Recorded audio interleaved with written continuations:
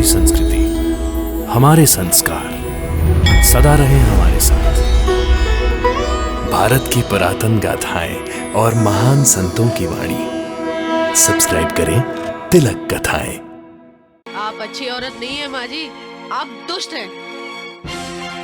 अगर आपकी इस बेटी के साथ वही होता जो मेरी दीदी के साथ हुआ, तो क्या आप इसे भी विधवा आश्रम छोड़ाती?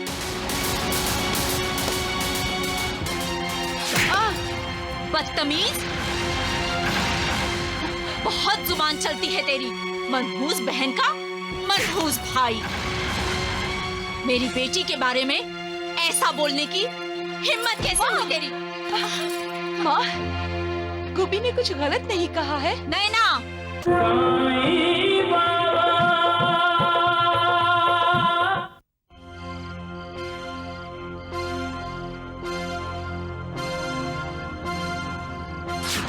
गुणप्पा, जी बाजी। इसके घने लंबे बाल काट दो। बैठ। नहीं, चल ननन जी, पिताजी की बच्ची, चल चल निकल यहाँ से, चल। सुकन्या बेटी, क्या हुआ? अब चिल्लाए क्यों? आप हमें सोने देंगे या नहीं? बंद कीजिए ये रोना धोना। पता नहीं हमारी बेटी कैसी होगी। उसकी सास अपने बेटे की मौत के बाद बिल्कुल बदल गई है। सुकन्या को मनहूस कह रही थी वो। मेरी ही गलती है। मैं क्यों छोड़ आया उसे वहां? अपने साथ लेकर आना चाहिए था उसे।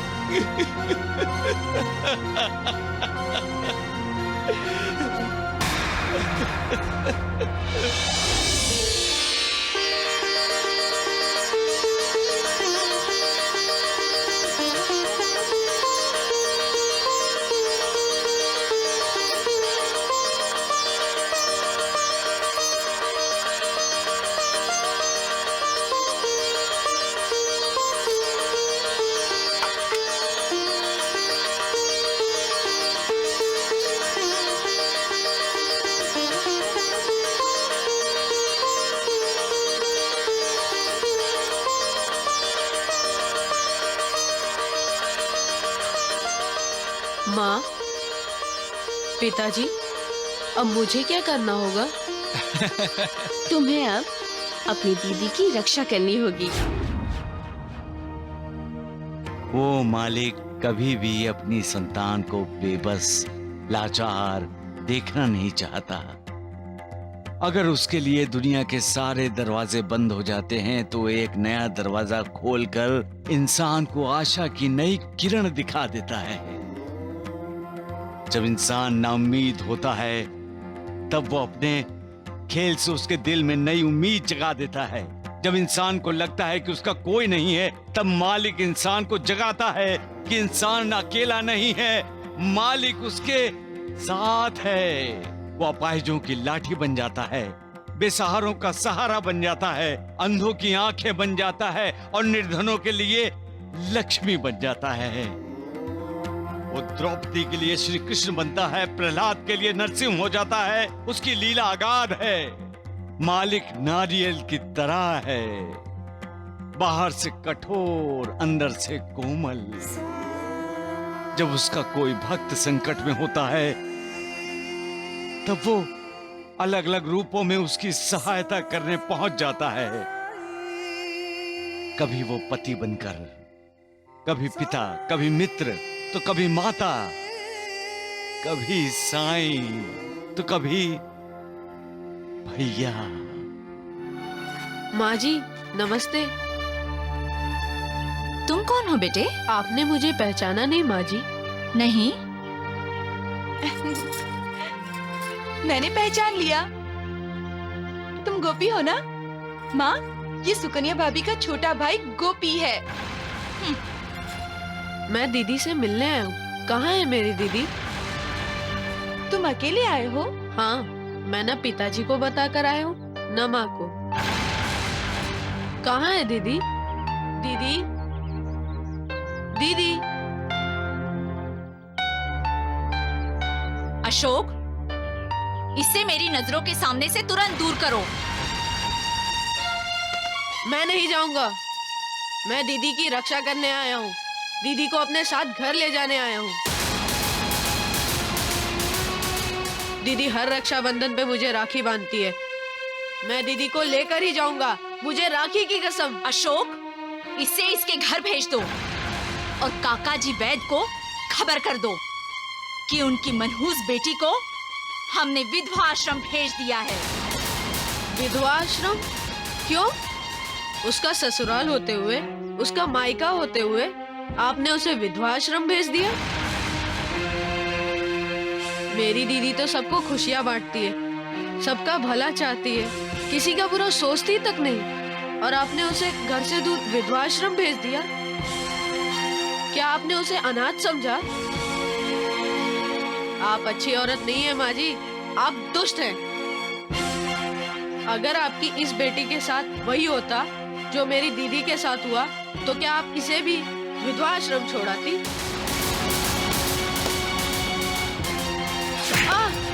बदतमीज, बहुत जुबान चलती है तेरी। मनहूस बहन का मनहूस भाई। मेरी बेटी के बारे में ऐसा बोलने की हिम्मत कैसे हुई तेरी? माँ, गोपी ने कुछ गलत नहीं कहा है। नहीं ना, तू पीछे हट जा। एक अच्छा भाई है गोपी। वो अपनी बहन को तसल्ली देने आया है। वो उसे अपने साथ ले जाना चाहता है। गोपी, तुम्हारे जैसा भाई अगर हर बहन को मिले तो दुनिया में कोई भी बहन कभी दुखी नहीं होगी। तुम्हें इससे हमदर्दी दिखाने की कोई जरूरत नहीं है। गलती हमारी है माँ, भाभी की नहीं। भाभी मनहूस नहीं है, हम सब मनहूस हैं उनके लिए। तुम्हारा दिमाग तो ठिकाने पर है। माँ, भैया और भाभी की शादी से पहले भैया को तकलीफ हुई थी, लेकिन हमने उनका इलाज नहीं करवाया। किसी वैद्य, किसी डॉक्टर, किसी हकीम को नहीं दिखाया उन्हें। भैया के मर जाने के बाद हमने भाभी को मनहूस मान लिया। माँ, अपराधी हम हैं और सजा हम निरपराध भाभी को दे रहे हैं। माँ, पिताजी, मैं गोपी को लेकर आश्रम में जा रही हूँ। मुझे कुछ पैसे चाहिए। मैं वहीं से गोपी और भाभी को टांगे में बिठाकर घर भेज दूंगी। हाँ।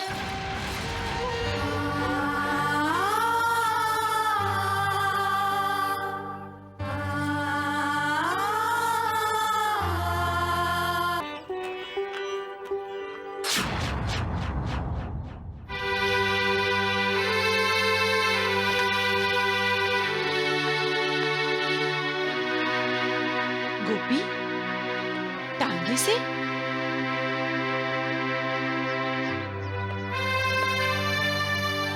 कहाँ गया था तू? गोपी, तुम्हारी माँ ने तुमसे कुछ पूछा है।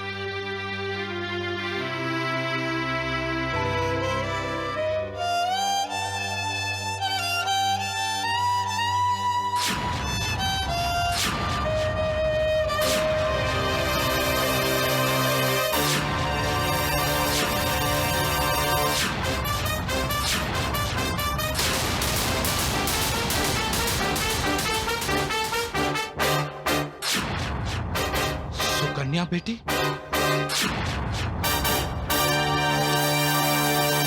हाँ, जब मैं आश्रम गया तब दीदी अकेली बैठी थी, उदास, बेजान सी, चुप।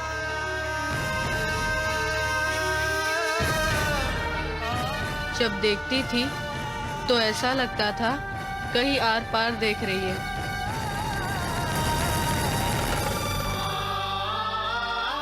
लेकिन बेटी तू कुछ बोलती क्यों नहीं? पिताजी, दीदी ना आश्रम में मुझसे कुछ बोली, ना ही रास्ते में। मानो दीदी बोलना ही भूल गई हूँ। इसकी आंखों में तो पहचान भी नहीं है।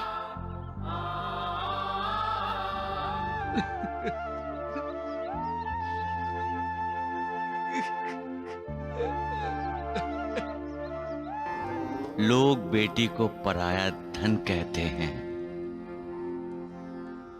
क्यों? बेटी तो अपनी होती है। उसके दिल की धड़कन और उसके माँ बाप के दिल की धड़कनों से अलग होती है क्या?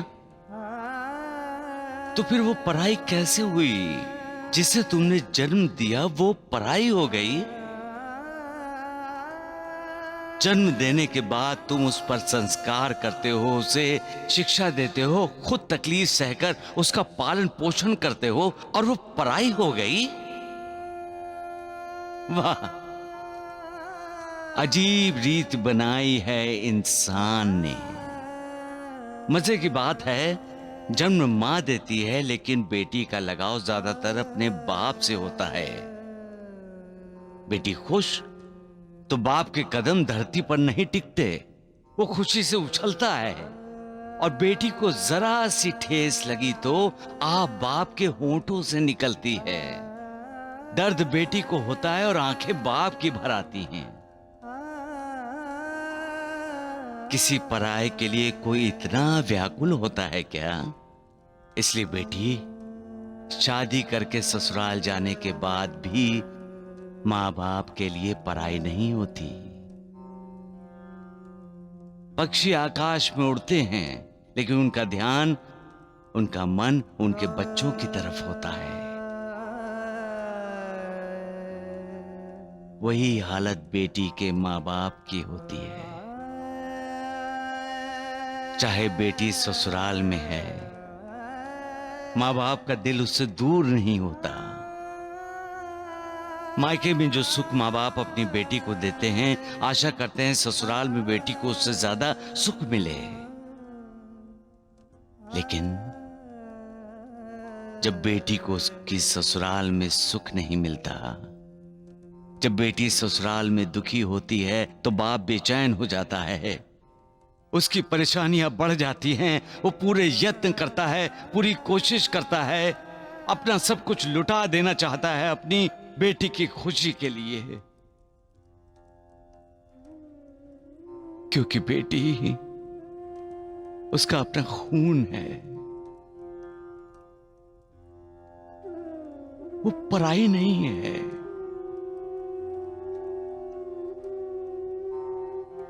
सबका मालिक